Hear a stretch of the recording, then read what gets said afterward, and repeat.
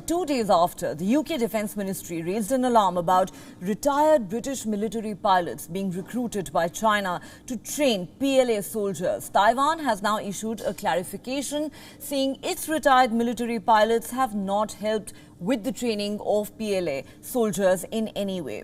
Taipei says the movement of all its military pilots is controlled under the local laws. The Taiwanese Defence Ministry has emphasized on how it has full knowledge of the whereabouts of all its pilots once they retire from the military, including those who've joined Chinese commercial carriers.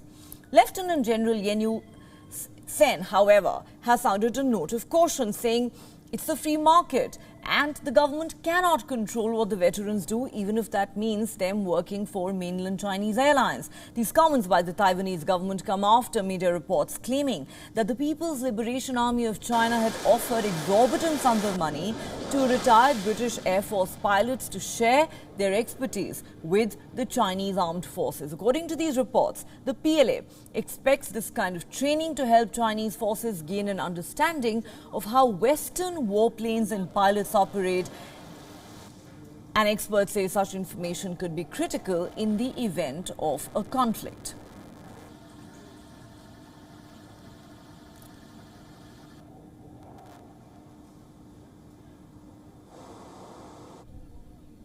Well, so how big a concern should this really be for Taiwan at a time when reports suggest that the People's Liberation Army of China could be busy recruiting retired British military pilots to share their expertise with the PLA?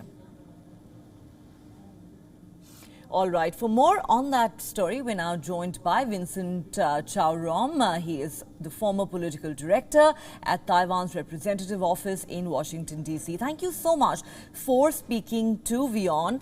The question really is, given the tensions that we are witnessing in the Taiwanese Strait and the almost daily threats that are issued by China to Taiwan, especially all this talk about China being willing to even use force if necessary, how big and real do you think this danger really is of British military pilots or Taiwanese military pilots who retired from service actually sharing their expertise with the PLA? How big a worry do you think this should be for Taiwan?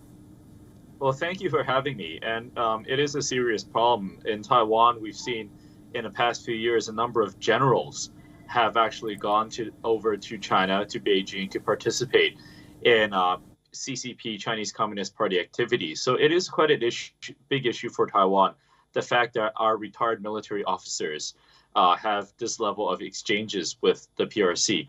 But I think we have to look at this holistically, and it is an issue that this government in Taiwan is trying to tackle head on. So we've seen that the Tsai administration in Taiwan has taken the threat of a Chinese invasion very, very seriously. So number one, we've increased the defense budget quite significantly. And I expect when the defense budget for next year is released in a few weeks' time here in Taiwan, we will see the largest defense budget ever here in Taiwan. So we can expect that in a few weeks' time. Number two, we are increasing cooperation with the US, with Europe, with Australia, with Japan, and other democracies around the world. And India is, of course, no exception. So what we hope to do in Taiwan is to show the Chinese that we stand together with democracies all around the world, and that democracies around the world are ready to step in to ensure that we continue to see peace and security and stability across the Taiwan Strait. All right. You know, I understand the point that you're making about how Western powers have repeatedly expressed solidarity with Taiwan. In fact, the American President Joe Biden has gone so far as to say that if Taiwan were to be attacked by China, the US would intervene militarily. And you're talking about how Taiwan is constantly increasing its defense expenditure. However, the question here really is it even feasible for Taiwan to keep track of every military veteran? As has been pointed out by some experts, it's a free market. And it is a known fact, as you pointed out, that many of these veterans are already working with Chinese commercial carriers. What is there to really stop them from giving in to the temptation of the big bucks that are being offered by China for training of the PLA? So we are trying to disincentivize our retired military personnel from going over to the CCP, over to China. And so in recent years, we've actually enacted new legislation. So we have new legislation that is currently in force right now that actually takes away military pensions if these retired senior officers are found to be working with the Chinese, with the CCP, with the PLA. So, the military pensions is actually a big disincentive for our military officers in terms of working with China.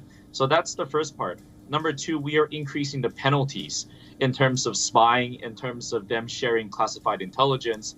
And we're increasing the legal venues in which the government can penalize such officers from engaging in this sort of discourse with the PRC.